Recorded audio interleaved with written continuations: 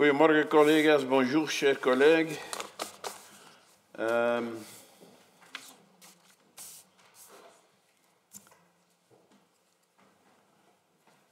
Madame Skorzinska, qui est chargée d'affaires de la République de Pologne auprès du Royaume de Belgique, nous rejoint aujourd'hui pour un échange de vues sur les priorités de la présidence polonaise du Conseil de l'Union européenne au cours du premier semestre de cette année. Je lui souhaite chaleureusement la bienvenue dans notre Parlement tijdens de vergadering van de Cossack Chairs eind januari in Warschau, waar ik deelnam trouwens samen met collega Blondel, die voor vandaag verontschuldigd is, en die binnenkort de Senaat zal leiden.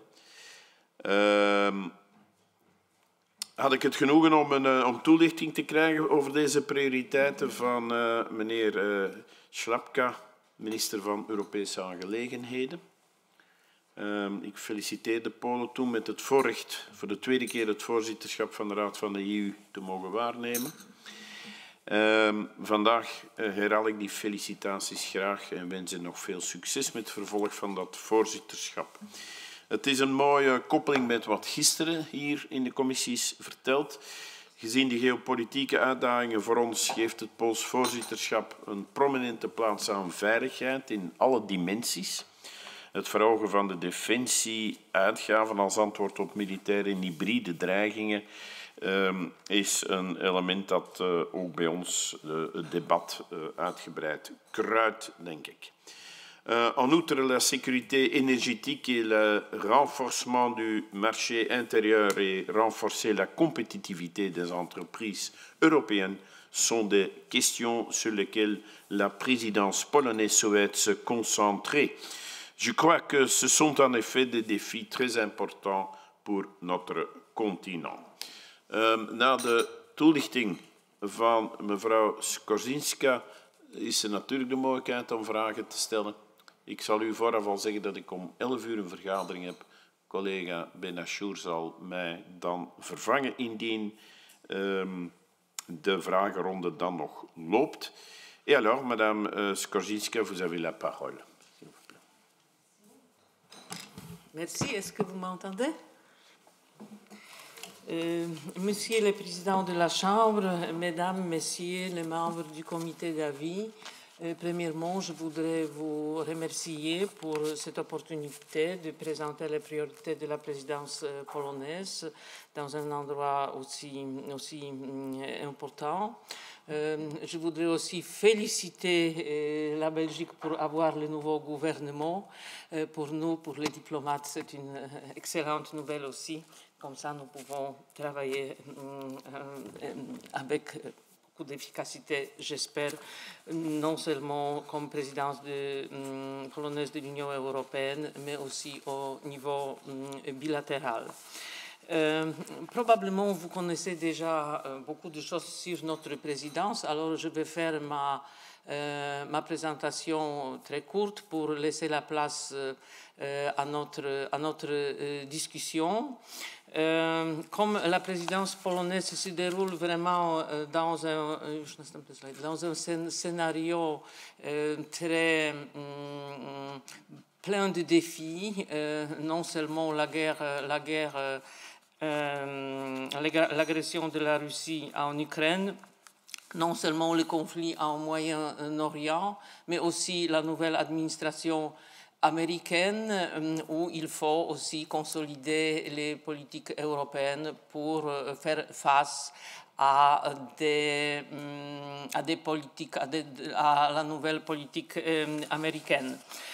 Avant que je passe à des priorités, je voudrais vous donner quelques informations sur la Pologne, notre paysage politique, les personnes qui sont les plus importantes pour la réalisation de notre présidence. Alors, notre premier ministre, Donald Tusk, le ministre des Affaires européennes, Adam Szłapka, et notre ministre des Affaires étrangères, Radosław Sikorski. Ce gouvernement est en cours à partir de 2023, après les élections du 15 octobre. Et c'est un gouvernement pro-européen, c'est un gouvernement très démocratique et c'est un gouvernement qui, je dirais, a toute une légitimité pour réaliser cette présidence polonaise au sein de l'Union européenne. Notre situation économique, c'est une situation aussi assez bonne. Je voudrais souligner qu'au cours de cette transformation démocratique et au cours des derniers 25 ans, nous avons fait un saut économique très important. Vous pouvez voir ici un PIB par habitant qui était en 1990 1630 $, et maintenant 22 390 $. Alors c'est vraiment un grand changement. Ça se sent en Pologne et c'est un élément qui nous aide à faire toutes les réformes nécessaires et aussi à contrôler le budget. Revenant à des priorités de notre présidence, comme vous voyez, le motto de notre présidence, c'est « Sécurité l'Europe ». Et notre proposition est d'analyser une sécurité et d'agir au niveau européen en tenant en considération cette dimension de sécurité qui sont interliées entre elles. Alors, sécurité externe, sécurité interne, sécurité d'information, sécurité économique, énergétique, alimentaire et sanitaire. Notre agenda est je dirais, préparé de la manière qu'on puisse passer à des décisions les plus importantes au sein de l'Union européenne avant de travailler sur ces priorités dans les groupes de travaux et de pouvoir tout de même avoir des résultats concrets vers la fin de notre présidence au mois de mai et au mois de juin. S'il s'agit de sécurité et défense,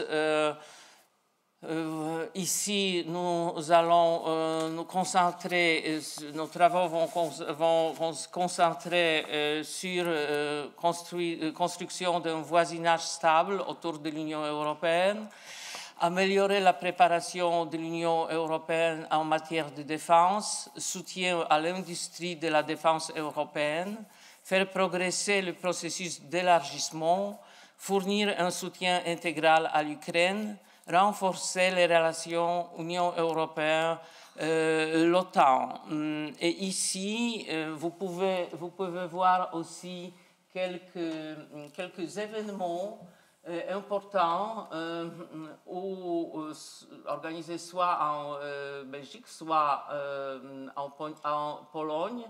Notre présidence a pris la décision que pas mal d'événements vont se dérouler aussi en Belgique. Alors, nous aurons bien sûr Gimnich, mais ça fait partie de toutes les présidences. Mais nous aurons, par exemple, conférence sur les relations Union européenne-l'OTAN. Nous aurons aussi forum d'été sur la politique de sécurité et de défense au mois du mai. Nous avons eu déjà le forum Kościuszko, qui était un forum adressé surtout à de la société civile des pays qui ont des gouvernements autoritaires et qui doivent défendre les droits de l'homme, comme la société biélorusse. Ensuite,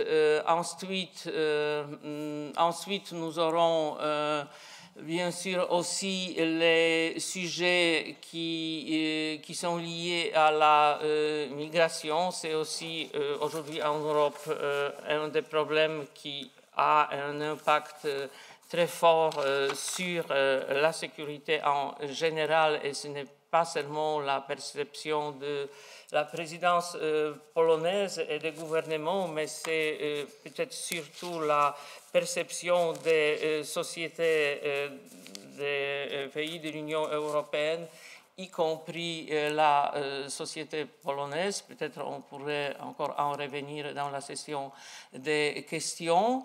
Et ici, nous allons travailler sur la réponse de l'Union européenne aux menaces hybrides, sécuriser les frontières extérieures de l'Union européenne, répondre aux défis de la migration, en particulier son instrumentalisation que nous sentons beaucoup en Pologne, résilience face aux catastrophes naturelles et d'origine humaine.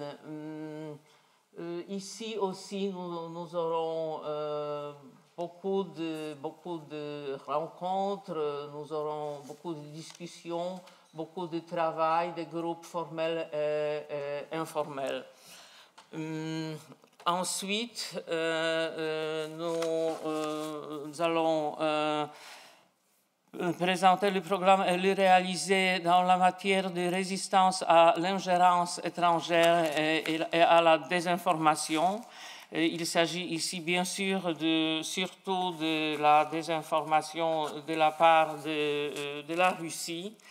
Il faut être ici très explicite que cette désinformation est aussi un danger pour la sécurité, parce que, par exemple, il s'agit aussi de l'ingérence dans les processus électoraux. Alors, ici aussi, notre présidence voudrait analyser ces dangers et inciter la discussion, comment on peut se défendre contre cette désinformation.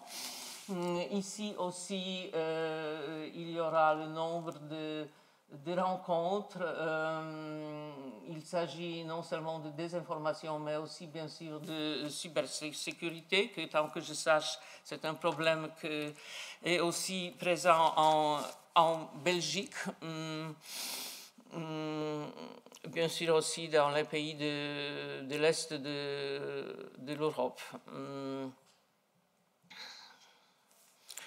Ensuite, non seulement nous analysons et nous réalisons le programme dans la matière de sécurité dans le sens traditionnel de ce mot, mais nous ne laissons pas à côté les problèmes de compétitivité des entreprises européennes, la liberté des entreprises, la dérégularisation aussi. Il s'agit ici aussi de préparer le programme, de réaliser le programme de réduction des charges bureaucratiques, surtout difficile pour les moyennes et petites entreprises, ainsi qu'inciter la discussion sur l'avenir de la politique de cohésion. Un élément super important de notre sécurité aujourd'hui, c'est la transition énergétique et la politique énergétique en général. la meilleure contrôle des importations de sources d'énergie russes, répondre aux prix élevés de l'énergie, aussi renforcer la sécurité physique et cybernétique de l'infrastructure énergétique de l'Union européenne. Ici, il y a aussi de très bonnes nouvelles, comme l'indépendance au niveau de transmission énergétique maintenant des pays baltes. Et c'est quelque chose qui est très bienvenu. C'est quelque chose où la Pologne a travaillé déjà il y a des années.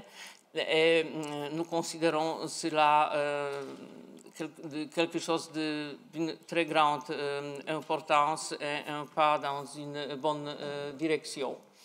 Ensuite, je voudrais encore parler de l'agriculture, de l'indépendance et protection de l'agriculture européenne. C'est un sujet qui a plus d'importance pour certains pays de l'Union européenne, moins d'importance pour d'autres pays de l'Union européenne, mais je crois que tout le monde serait d'accord que d'avoir l'accès à la nourriture qui est bien contrôlée, qui est en même temps produite de la manière saine, mais en même temps compétitive, c'est quelque chose qui a une très grande importance pour tous les citoyens de l'Union européenne. À la fin, je voudrais encore ajouter la dimension qui est liée à la sécurité sanitaire. Il s'agit ici d'accroître l'indépendance de l'Union européenne en matière d'approvisionnement en médicaments et d'améliorer la santé mentale des enfants et des adolescents à l'ère numérique. Je crois que j'espère que notre présidence au sein de l'Union européenne a bien commencé de la manière dynamique, de la manière responsable. On a réalisé déjà beaucoup d'événements, beaucoup de rencontres. Bien sûr, c'est toujours pas seulement un défi politique, diplomatique, mais aussi un défi logistique. Comme nous avons le nouveau gouvernement, alors la Pologne n'avait pas beaucoup de temps de préparer toute la logistique de la présidence. Mais pour le moment, tout se déroule de la manière comme ça a été planifié. Nous travaillons bien sûr dans le trio avec la Danemark et le Chypre. Alors, au niveau des défis stratégiques, on est toujours en contact avec nos partenaires de trio. Ce qui est très bon pour la présidence polonaise, en même temps, de nouveau, c'est un défi, c'est que nous avons le nouveau cycle politique et institutionnel en Union européenne. Alors, cette présidence, de ce point de vue, va être aussi assez marquante. Quand je compare la présidence polonaise dans 2011 et l'actuelle présidence polonaise, je crois que les défis sont quand même encore plus grands et nous serons nous ferons tout en tant que gouvernement polonais, en tant que aussi le service diplomatique de Pologne, pour être au niveau de ces défis et pour agir toujours comme honest broker, malgré le fait que, bien sûr, il y a des divergences entre les pays de l'Union européenne s'il s'agit des politique dans le domaine de la défense, de l'énergie, de compétitivité, de l'aide pour l'Ukraine, mais nous sommes sûrs que ce serait toujours possible d'avoir un compromis responsable et satisfaisant pour tous les partis. Merci beaucoup.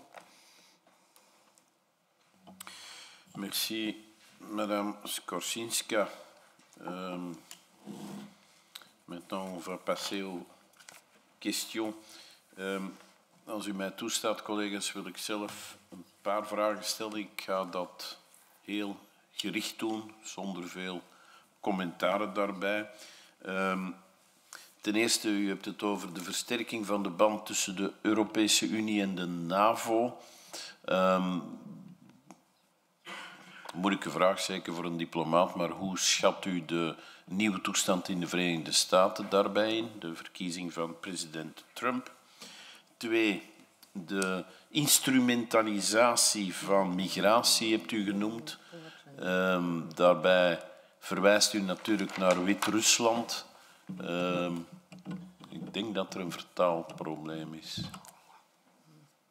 Ça marche? Non, pardon, ça ne marche pas pour le moment. La traduction, je ne sais pas qu'est-ce qui s'est passé, pardon. Non, mais je pense qu'on a... J'ai compris qu'il s'agit de parler de la relation entre... Mais oui, merci. Oui? Pardon. Oui, dus ik zal even herhalen. 1. De relatie NAVO-EU staat uitdrukkelijk mee opgenomen. Wat zijn de verwachtingen vanuit Polen wat de verkiezing betreft van meneer Trump? Ik dacht dat Donald Tusk ook nogal zich erover uitgesproken heeft, maar het is aan u.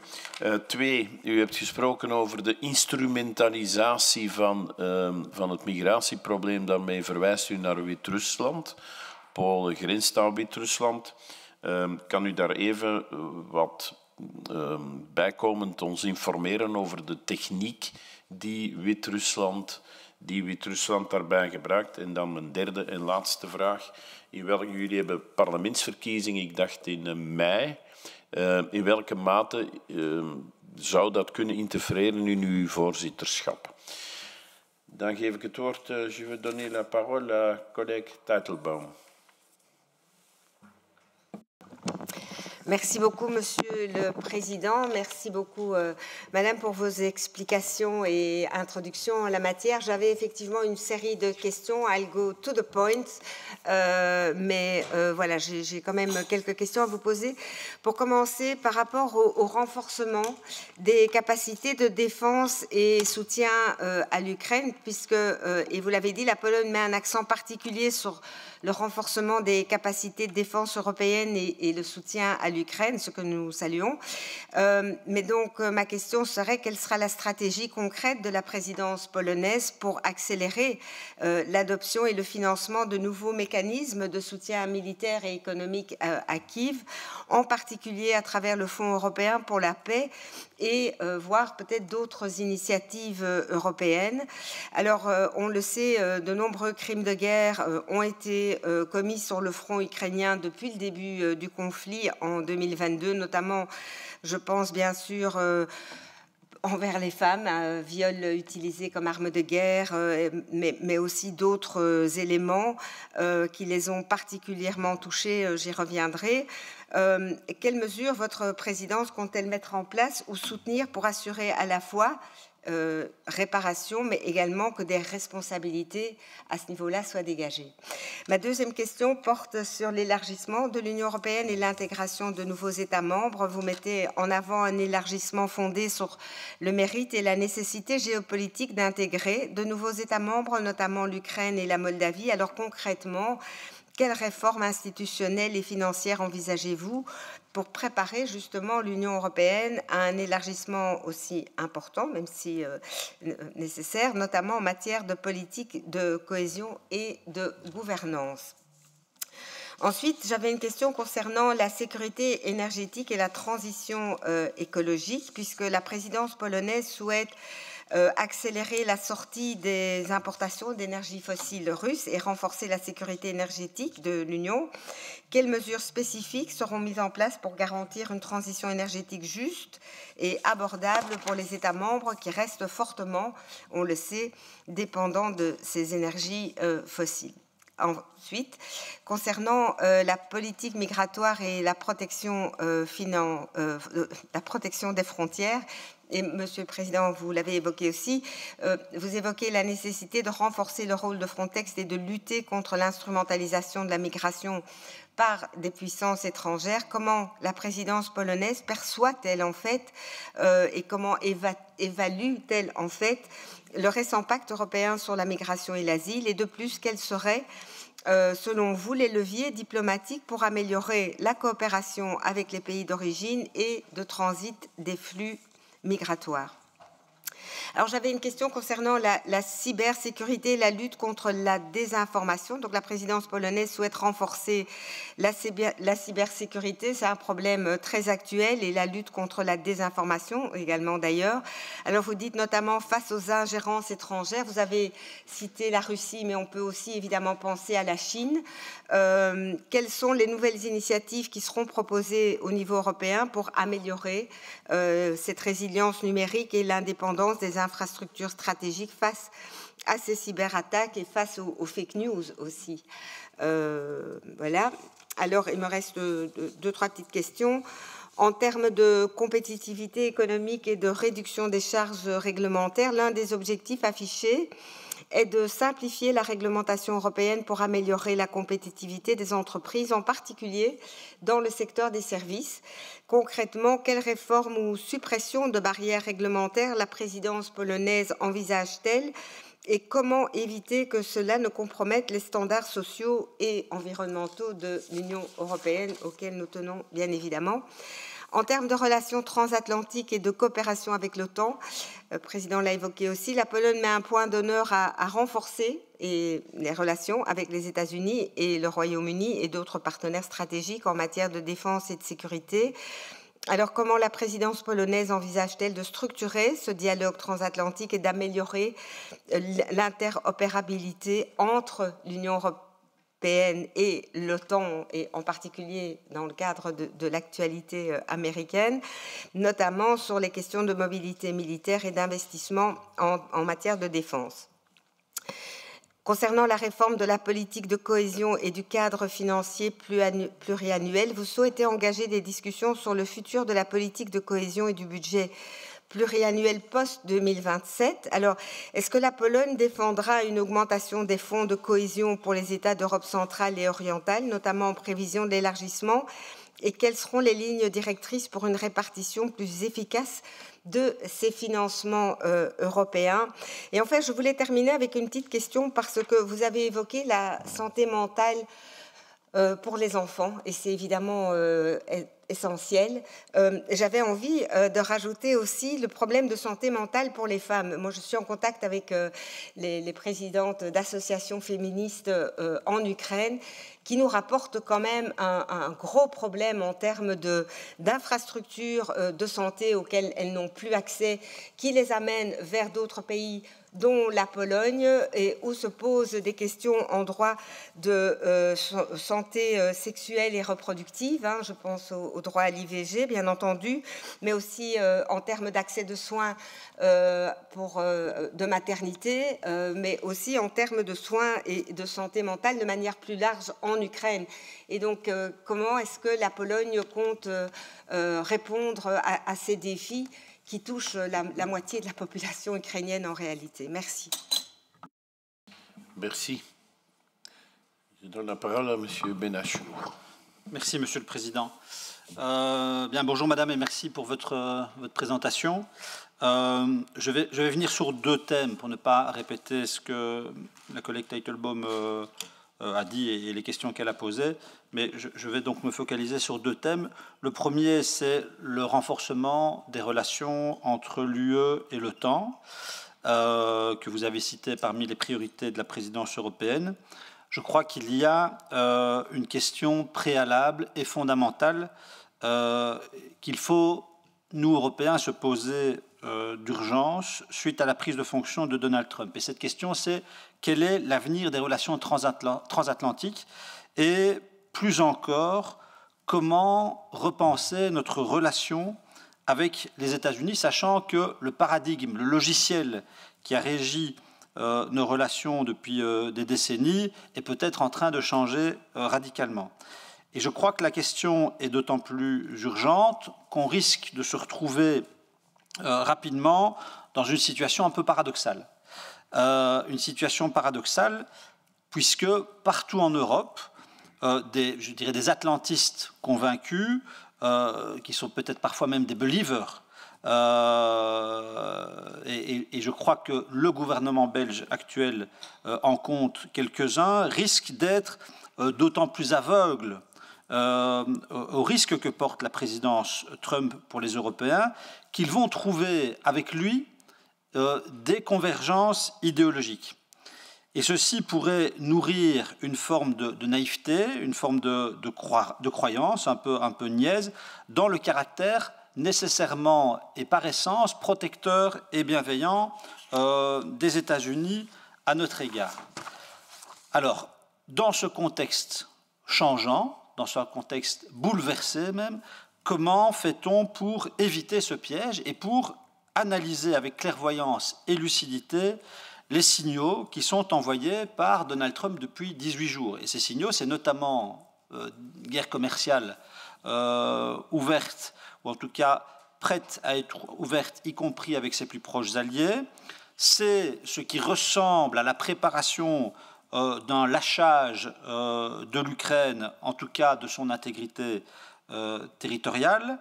C'est de manière générale la destruction des règles du jeu, la négation radicale des principes et des normes qui régissent tant bien que mal un monde basé sur des règles, et donc la négation du droit international, les déclarations qui sont faites sur Gaza, et donc finalement l'organisation d'un nettoyage ethnique de la bande de Gaza illustre ça tragiquement. Et donc, à cet égard-là, je pense que toute naïveté est un danger, et ce piège de la naïveté qui relève d'un aveuglement idéologique, il est réel partout en Europe. Ce risque traverse l'Europe. On sait qu'en Italie, ces convergences idéologiques, ou avec l'Italie, ces convergences idéologiques existent, en Europe centrale, en Hongrie, et je le répète, peut-être même dans notre gouvernement. Et donc, comment faire en sorte, au-delà de cette convergence idéologique que certains pourraient trouver avec Donald Trump, comment lucidement continuer à défendre les intérêts des Européens. Et donc moi je pense que nous devons repenser nos alliances, accélérer notre autonomie stratégique en matière de défense, en matière d'énergie, en matière de commerce, en matière d'industrie et en matière de diplomatie. Et donc ma question, suite à ce constat qui est le mien, comment voyez-vous la nécessité ou pas de repenser notre relation avec ces États-Unis en pleine révolution? Ça, c'est ma question principale. La deuxième question concerne le thème de l'ingérence étrangère et de la lutte contre la désinformation. En effet, et la collègue Teitelbaum l'avait noté aussi, vous n'avez cité que la Russie pour illustrer ces dangers. C'est certainement vrai. Qu'en est-il de la Chine? Et de manière, là aussi, peut-être un peu contre-intuitive, qu'en est-il, par exemple, des États-Unis? On a vu à quel point Elon Musk, par exemple, qui est le président bis de cette administration américaine, comment il a commencé à essayer d'influencer, par exemple, la campagne électorale en Allemagne. On se souvient aussi, parce que ce n'est pas nouveau en réalité, ça ne date pas de Trump, on se souvient que le premier grand scandale d'ingérence et d'écoute, c'était au départ de la NSA. Donc c'était aussi une agence américaine qui écoutait Angela Merkel et des grands dirigeants européens. On se souvient du scandale Pegasus, qui était un logiciel israélien qui servait aussi partout dans le monde à organiser des écoutes d'opposants, de journalistes, de militants de la société civile, etc. Donc comment est-ce que la présidence polonaise serait capable d'élargir le débat sur la question cruciale des ingérences étrangères et de la désinformation de manière, là aussi, à regarder la situation de manière lucide et sans naïveté. Voilà, je vous remercie. Merci, collega. Mevrouw Lambrecht. Dank u wel, meneer de voorzitter, en dank u wel, mevrouw Skorzinska, voor de duidelijke uitleg. Ik wil u ook feliciteren met het tweede voorzitterschap en gaan onmiddellijk over tot een paar vragen. Jullie willen de defensieuitgaven sterk verhogen en president Tusk heeft zich al geschaard achter Donald Trumps verzoek om zelfs 5% van BBP daaraan te besteden. Maar hoe willen jullie ervoor zorgen dat een euro aan defensie besteed ook zoveel mogelijk een positief spillover effect heeft op de civiele economie en tot duurzaam industrie leidt? Dan in veiligheid investeren gaat hand in hand met in ontwikkeling investeren. Hoe verklaren jullie dat er van jullie 7 veiligheidsdimensies geen enkel onderdeel gewijd is aan het globale zuiden? Dan 3.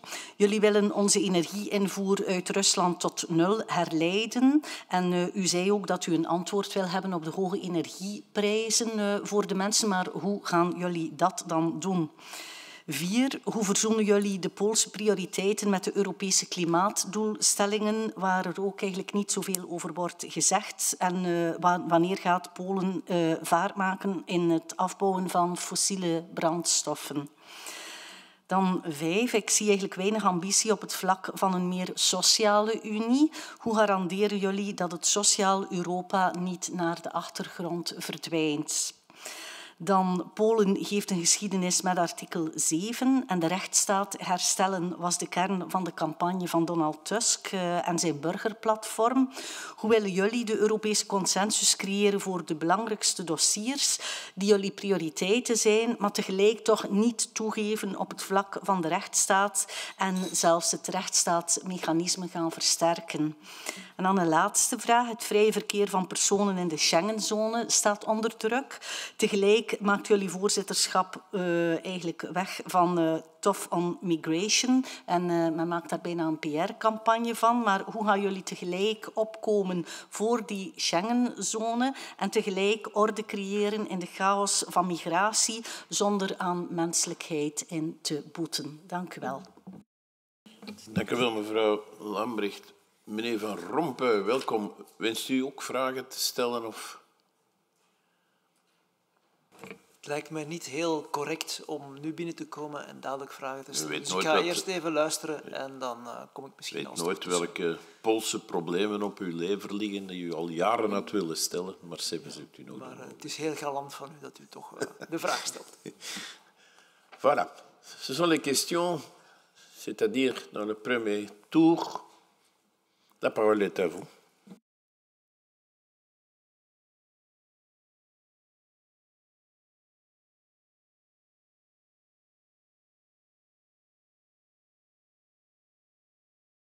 Merci beaucoup à vous tous, à Monsieur le Président, d'avoir posé les questions et à vous tous pour avoir posé les questions très importantes et très intéressantes. Je vais dire au début que probablement je ne serai pas capable de répondre à toutes les questions et peut-être pas au niveau aussi détaillé que vous attendez. Mais quand même, je vais essayer d'être aussi précise que possible. Pour le reste, je voudrais entrer en contact avec les personnes qui ont posé les questions et peut-être vous inviter aussi à l'ambassade pour pouvoir continuer ce dialogue entre nous. Peut-être je vais commencer par les relations Union européenne-l'OTAN. Comme presque toutes les personnes ont posé les questions sur ce sujet et les relations l'Union européenne et l'Amérique, les États-Unis. Alors, ici, la position de la présidence polonaise est tout de même d'être surtout et au début assez prudente et de voir le plus vite possible comment on peut défendre les intérêts de l'Union européenne vis-à-vis non seulement les déclarations, mais déjà les politiques concrètes de Donald Trump vis-à-vis le marché européen. S'il s'agit des tarifs, ici, bien sûr, on ne peut pas attendre, mais il faut très vite répondre de la manière quand même assez je dirais, assertif, mais s'il s'agit des relations l'Union européenne, l'OTAN, ici, l'effort de la présidence polonaise est vraiment énorme pour bien préparer notre dialogue avec et les rencontres avec l'OTAN qui va avoir lieu à la fin de notre présidence, et pour avant d'être déjà bien préparé au niveau de l'Union européenne et de préparer les propositions qui soient complémentaires avec vis-à-vis les politiques et les capacités de l'OTAN. Je pense ici sur tout ce qui a à faire avec la nouvelle politique de l'Union européenne en prenant en considération l'industrie européenne de défense et des instruments tels que l'EDIP. Ici, la présidence polonaise fait un grand effort pour que la base législative soit avancée et pour que nous puissions le plus vite possible avoir la base législative et après être opérationnel. Mais bien sûr, la présidence polonaise, ce n'est que 6 mois. Et comme c'est un sujet nouveau, pour les... pas complètement nouveau, mais quand même, il y a une grande accélération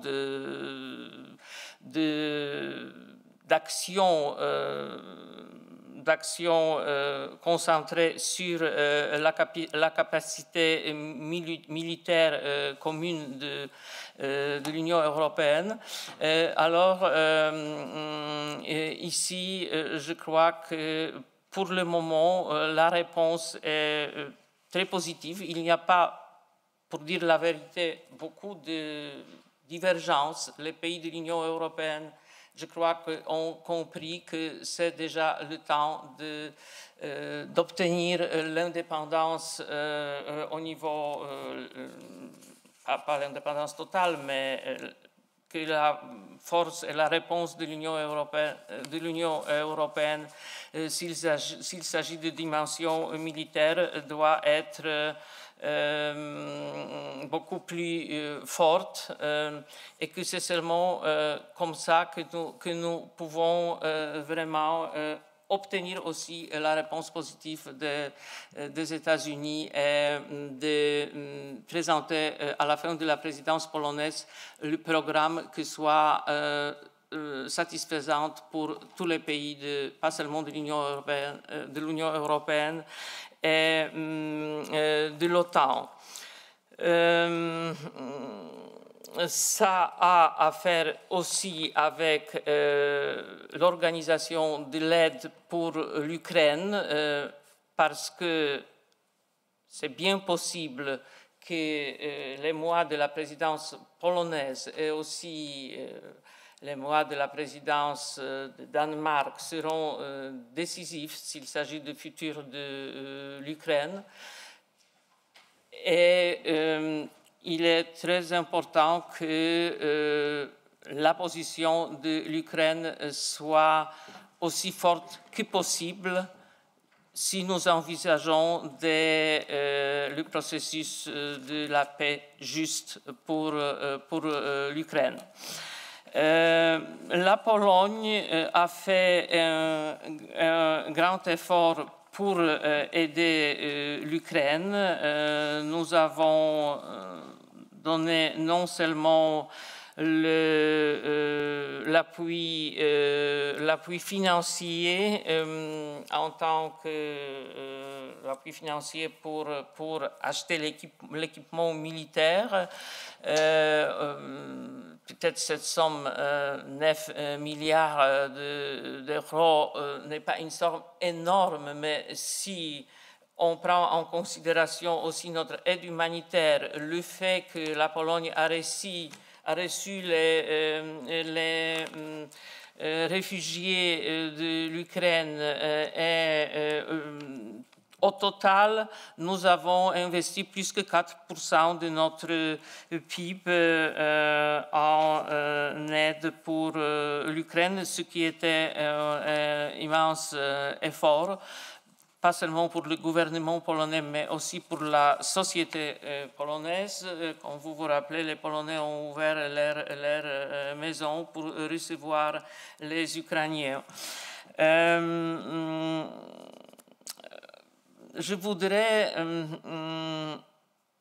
souligner que, bien sûr, en étant le pays de l'Est de l'Union européenne où nous avons la frontière avec l'Ukraine, un pays en guerre actuellement, avec la Biélorussie aussi, nos priorités était concentré sur sécurité, mais bien sûr cela ne veut pas dire que nous pouvons, comme un honest broker, oublier cette dimension du Sud, l'aide à développement et d'ailleurs non seulement pour les raisons purement humanitaires, mais aussi pour les raisons politiques et stratégiques.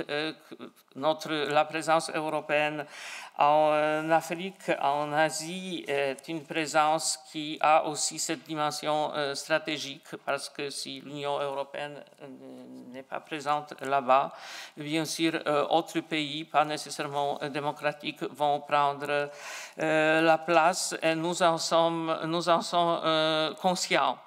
Je voudrais aussi répondre à cette question qui me paraît très importante sur l'état de droit et la situation en Pologne en ce sujet et comment nous envisageons les défis qui sont encore actuels pour la Pologne. Comme vous le savez, Madame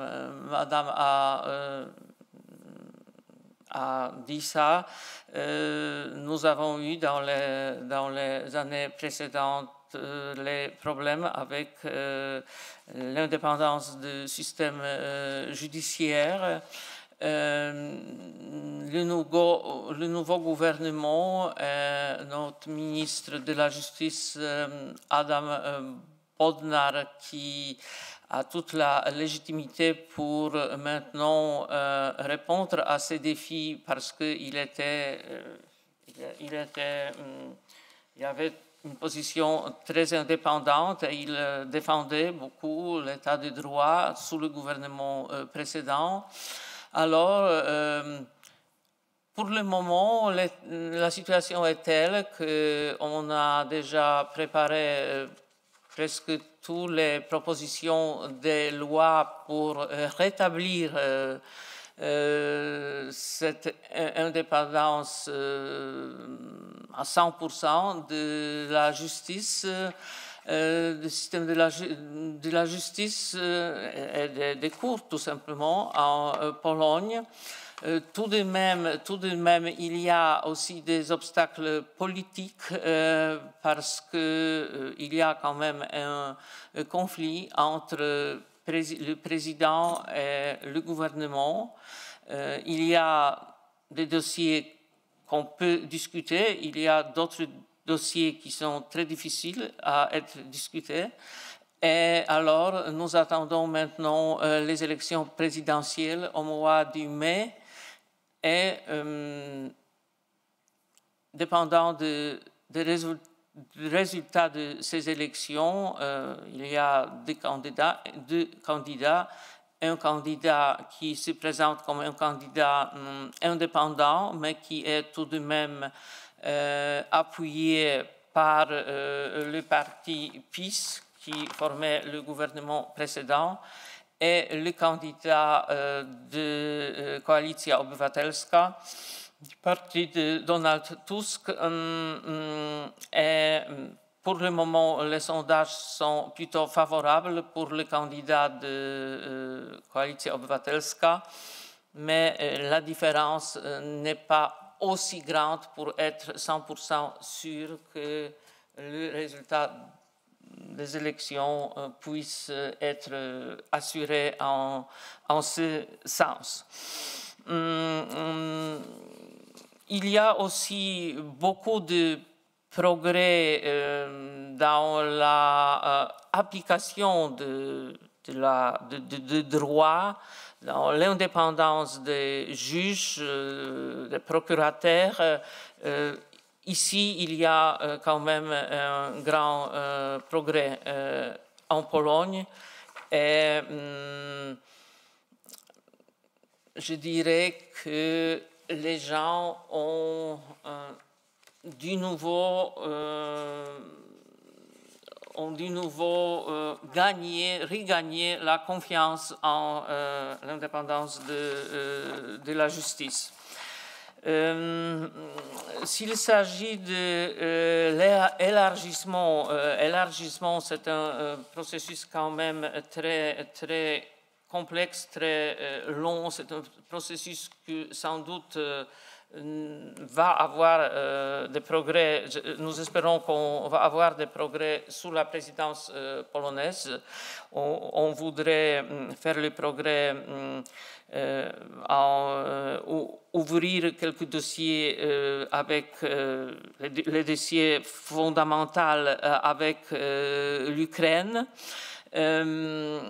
Contrairement à ce que beaucoup de personnes peut-être pensent que la Pologne voudrait à tout prix promouvoir l'Ukraine, Moldavie, des pays de notre côté de l'Europe, nous pensons que vraiment, bien sûr, on a une position très ouverte, mais qu'il faut tout de même voyer de la manière avec beaucoup d'attention, analyser les progrès et voir l'état de la préparation de ces pays et aussi de ces sociétés. Pour nous, l'élargissement, c'est quelque chose de très important parce que notre expérience était aussi positive de l'élargissement et nous connaissons tout ce chemin pas par pas, comment ça s'est déroulé dans le cas de la Pologne. Alors on voudrait aussi prendre davantage de notre expérience au cours de la présidence polonaise au sein de l'Union européenne dans le dossier de l'élargissement. Je crois que s'il s'agit de l'Ukraine, on va faire les progrès pendant la présidence polonaise.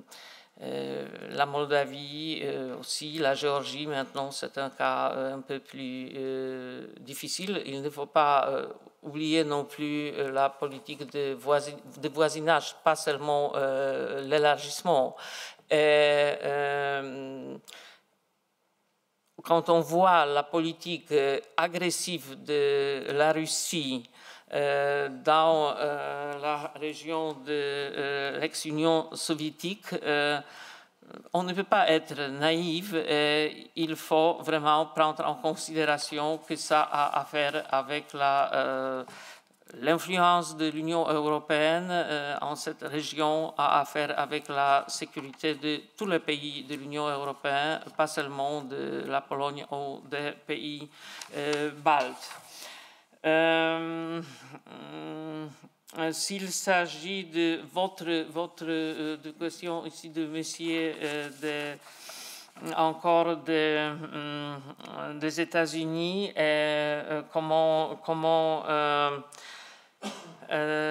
défendre ici aussi les valeurs européennes, nous pensons que c'est super important et que c'est vraiment, ça doit être toujours la base de toutes les actions de la présidence polonaise, parce que sans les valeurs européennes, l'Union européenne n'existe pas.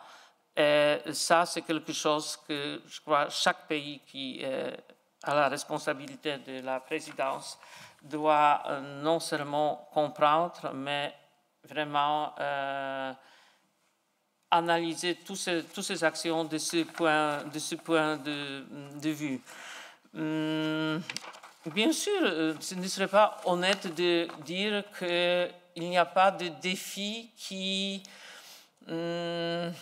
où, je ne crois pas seulement la Pologne, mais beaucoup de gouvernements sont aujourd'hui dans la situation de ce défi. Comment défendre l'Union européenne, comment défendre nos frontières et en même temps comment respecter les droits de l'homme, comment respecter le droit à asile. Et c'est un d'énormes défis. Vous avez demandé quelle est la situation à la frontière avec la Biélorussie. Maintenant, alors, c'était une expérience très difficile pour la société, pas seulement pour le gouvernement, mais aussi pour la société polonaise, parce que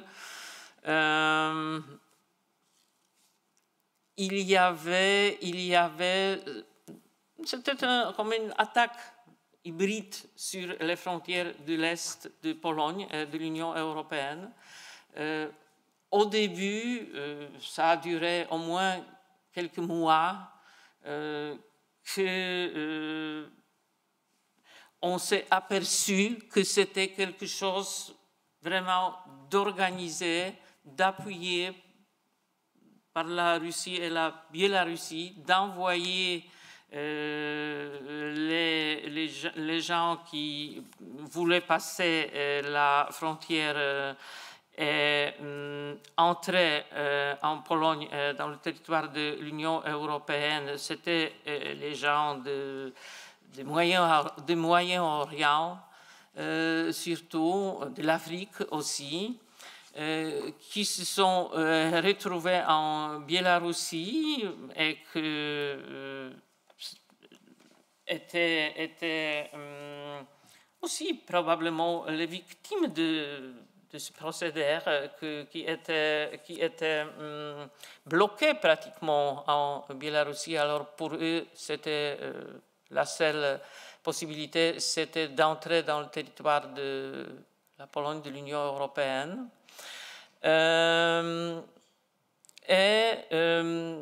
Après quelques mois, notre gouvernement a pris la décision que quand même il faut vraiment que la priorité c'est de défendre les frontières. Et cela a été aussi discuté au sein de l'Union européenne au moment où l'Union européenne a adopté sa stratégie en matière de migration. Et cette situation a été aussi analysée et prise en considération. Et ça se voit dans les conclusions du Conseil européen.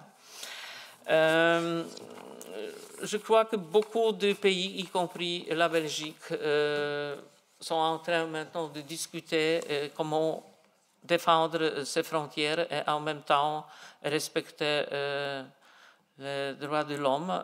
C'est un grand défi.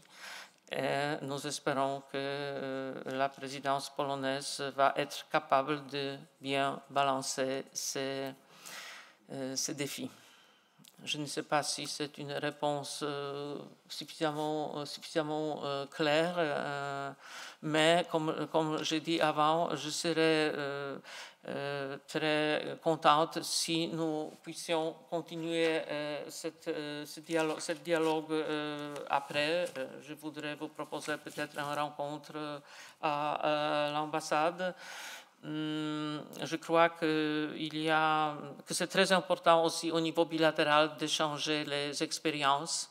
Je voudrais seulement ajouter encore que en Pologne, nous avons aussi les organisations non gouvernementales qui aussi sont très, je dirais, attachées à cette notion de ne pas perdre de vue cette dimension humaine en protégeant les frontières. Et ce sont les voix de la société civile qui sont très importantes en Pologne et qui sont aussi prises en considération et analysées. Co tam jeszcze było?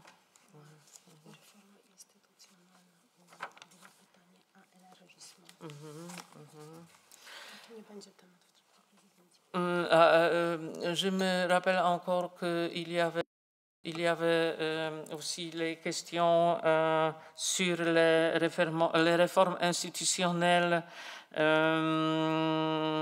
et l'élargissement. Alors, la situation de la position de la présidence ici est quand même assez prudente. Cela veut dire que la présidence polonaise ne propose pas un programme vraiment de profond changement institutionnel de l'extension, par exemple, du vote de la majorité qualifiée, mais de dérégularisation, de simplification et de faire tout ce qui est possible dans les cadres institutionnels existants pour être mieux préparé à l'élargissement. Est-ce que vous pouvez encore rappeler des questions que je n'ai pas répondues de votre part? Parce que je sais que vous avez posé beaucoup de questions et je m'excuse de ne pas répondre à toutes les questions. Je peux, Monsieur le Président? En fait, Madame Teitelbaum va pouvoir reprendre la parole dans le cadre des répliques. Donc je vous propose de terminer et puis alors Madame Teitelbaum pourra éventuellement pointer les éléments manquants éventuellement manquants dans vos réponses. Je ne sais pas si vous avez terminé, Madame. Pardon? Vous avez terminé ou... Oui, pour le moment, je termine. Merci. Je vous remercie et nous prenons bonne note de votre invitation à poursuivre le dialogue éventuellement à l'ambassade. Ça intéressera certainement plusieurs des membres. Membres à qui je vais rendre la parole en commençant par Madame Teitelbaum. Mais tout d'abord, merci pour vos réponses pour certaines assez détaillées. Il y a évidemment beaucoup à dire sur dans toute une série de domaines, hein, que ce soit la cybersécurité, que ce soit l'élargissement, que ce soit... mais on aura l'occasion d'y revenir et peut-être de le faire effectivement dans vos locaux. Moi, j'avais une dernière question que je vous avais posée qui était plutôt en termes de santé et droits des femmes, parce que pour connaître un peu la situation des femmes et en Pologne et en Ukraine, il y a effectivement non seulement les femmes victimes de viols utilisés comme armes de guerre, mais il y a aussi toutes ces femmes qui se retrouvent dans une situation très problématique en Ukraine, parce que l'accès aux soins de santé aujourd'hui est totalement problématique, que ce soit en termes de maternité, que ce soit en termes de soins de manière plus générale, mais aussi en termes de droits sexuels et reproductifs. Et on sait que beaucoup d'entre elles ont pris la route de l'exil, en particulier vers la Pologne, où il y avait tout un problème en termes de droit à l'avortement. Et donc, moi, je voulais savoir s'il y avait dans ce cadre-là quelque chose qui était mis en place pour donner à ces femmes au moins la liberté de pouvoir faire leur choix en âme et conscience et de pouvoir se soigner peut-être mieux, et dans le cadre de ce qui se passe en Ukraine et dans le cadre au niveau européen, comment la Pologne compte mettre ça en place. Voilà. Bien, on va poursuivre le tour de réplique. Comme je préside, je propose d'intervenir en dernier et de laisser tout de suite la parole à Madame Lambrecht. Dank u wel, meneer de voorzitter. Ik had eigenlijk nog één vraagje willen verduidelijking op krijgen. Ik heb gezegd dat we eigenlijk zeer weinig ambitie zien op het vlak van een sociale unie. Hoe garanderen jullie dat het sociale Europa niet naar de achtergrond zal verdwijnen? Dank u. Dank u wel. Meneer Van Rompuy? Nee, ik hoef niet tussen te komen, dank u. Très bien. Alors, je conclurai ce tour de réplique en disant une chose. Vous avez souligné le fait que les valeurs européennes sont en quelque sorte le socle de l'Union. Force est de constater que ce socle et ces valeurs aujourd'hui sont attaquées à l'intérieur même de l'Union européenne, et on voit l'émergence de mouvements d'ultra-droite, d'extrême-droite identitaire contaminer tout le continent, au moment même où les États-Unis sont engagés, sous l'impulsion de l'administration Trump, dans une révolution, je pense que le terme n'est pas exagéré, une révolution qui aura nécessairement un impact mondial avec des dimensions géopolitiques très fortes. Et donc, la convergence de cette révolution et en même temps de ces attaques contre les valeurs européennes à l'intérieur du continent européen, je pense, nous oblige à tirer, nous qui sommes attachés aux valeurs européennes et au projet européen, nous oblige à tirer la sonnette d'alarme. Et de manière extrêmement lucide et extrêmement forte. Vous avez évoqué la nécessité d'une réponse militaire plus forte. Donc je traduis ça par une volonté de la présidence européenne qui est, je pense, légitime, d'augmenter nos efforts en matière de défense. Je pense que cette réponse militaire plus forte que vous soulignez, ça ne peut pas être que atteindre les 2% ou les 3%. Ça ne peut pas être que ça. Je pense qu'on doit être capable de repenser de manière beaucoup plus fondamentale notre architecture de sécurité et de défense sur des bases qui seront peut-être aussi radicales que le mouvement engagé par Donald Trump et son administration. Et donc cette refonte, cette reconfiguration peut-être radicale de cette architecture, de notre architecture de sécurité et de défense, elle doit commencer par la reconfiguration aussi de notre tissu industriel à travers l'Europe. On doit lui redonner une forme de, je dirais, de cohérence, de manière à la rendre plus résiliente, plus forte et certainement plus autonome. Voilà, je vous remercie. Je ne sais pas si vous voulez reprendre la parole pour peut-être répondre aux questions de Mme Tettelbaum. Je vous en prie. Merci beaucoup. Merci. Peut-être je vais commencer par l'Europe sociale. pour dire la vérité, je n'étais pas...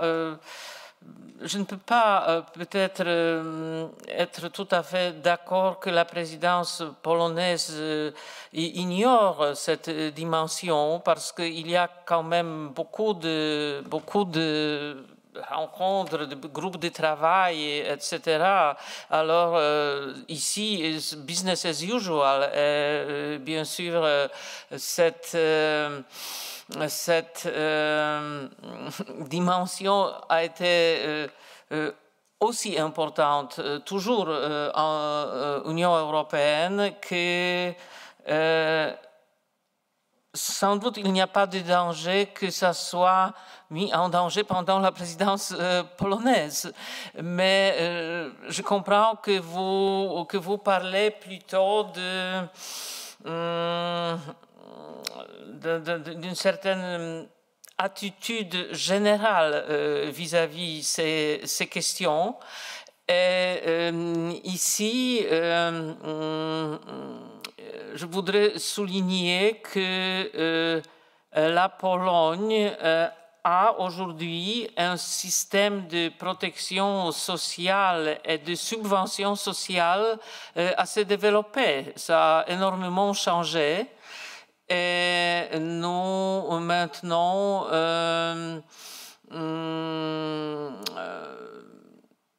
je ne me rappelle plus quel est le pourcentage de PIB, mais vraiment, notre système de subvention de protection sociale pour les familles avec beaucoup d'enfants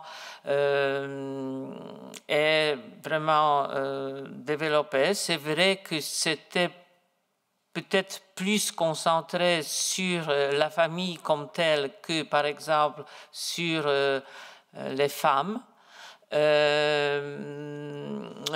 Mais sans doute, la présidence polonaise ici a une attitude absolument européenne et responsable. Je ne vois aucun danger en ce sens. Et d'ailleurs, je crois qu'il y a très peu de pays en Union européenne qui puissent tout simplement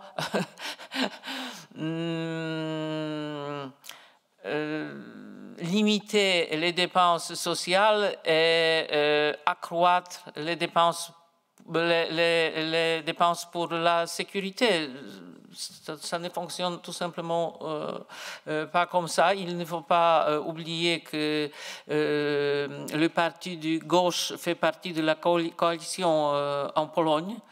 Et ce parti aussi a la voix importante s'il s'agit des politiques sociales et aussi de la réalisation de notre programme de la présidence. Je voudrais aussi revenir à des droits des femmes en Pologne. Les problèmes, les drames, la tragédie des femmes en Ukraine, c'est quelque chose que je trouve très, très important. J'étais témoin, pas seulement témoin, mais à un certain niveau même quelqu'un qui participait aussi à cette lutte des femmes en Pologne pour changer la loi trop restrictive de l'avortement. L'histoire de tout cela est d'ailleurs très intéressante et je vais me permettre d'en parler un peu parce que en Pologne, qui était un pays catholique après 1989, c'était très difficile d'avoir le consensus s'il s'agit de l'avortement.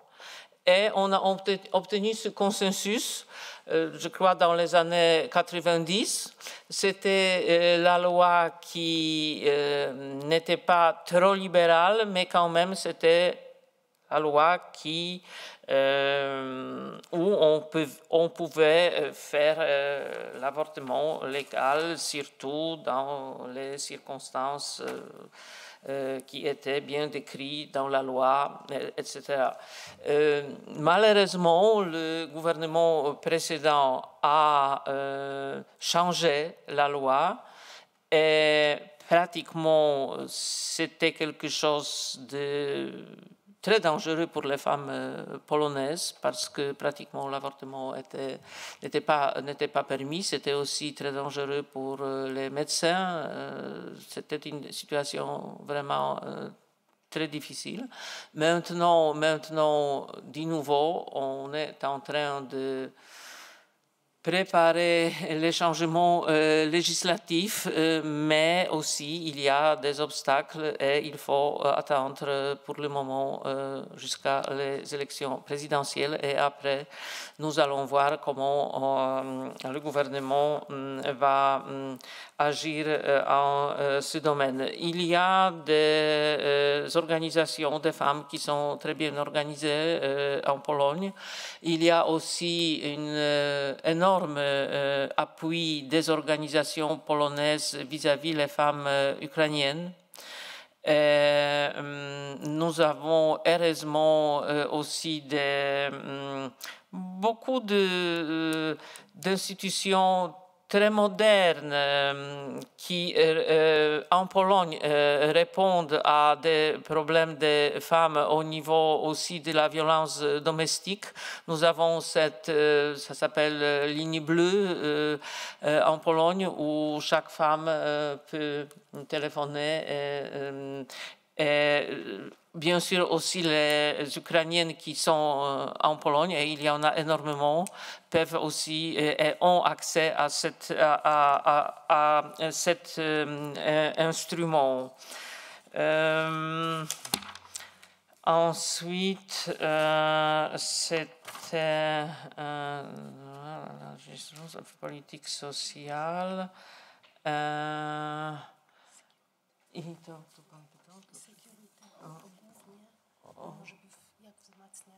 Et comment renforcer la sécurité?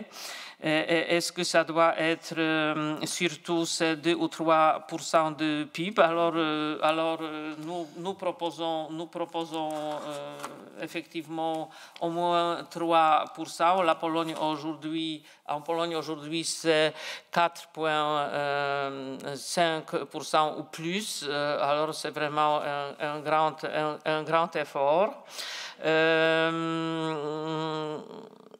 Je crois qu'un grand avantage de la situation actuelle, c'est que les pays de l'OTAN et les pays de l'Union européenne sont plus conscients que tout d'abord, il faut voir ce qu'on a.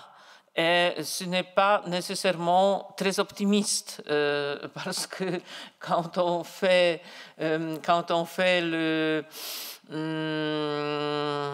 l'analyse des capacités militaires des pays de l'Union européenne, les conclusions ne sont pas seulement optimistes. Si on compare cela avec par exemple, l'effort de la Russie pour produire toujours les armes et en faire l'usage. Je ne parle pas ici de la puissance militaire des États-Unis, mais je parle surtout des pays de l'Union européenne. C'est ce que je trouve très optimiste, que tant que je sache, tant que je reçois les informations au fur et à mesure du développement de notre présidence, quand même, la réponse des pays de l'Union européenne est une réponse positive. Il y a très peu de pays qui qui disent qu'il n'y a pas de nécessité d'accroître les capacités militaires des pays de l'Union européenne et de ne pas faire un effort supplémentaire s'il s'agit de l'industrie européenne de la défense. Et ça, c'est très positif. Et à long terme, ça peut même être en faveur du développement de nos capacités à long terme, je trouve. Très bien. Merci, Madame. Alors, il est d'usage de laisser le dernier mot au Parlement, donc je me tourne vers les membres pour savoir s'il y a d'autres demandes de parole. Et si ce n'est pas le cas, je vous propose de clôturer en vous souhaitant une belle journée. Merci beaucoup.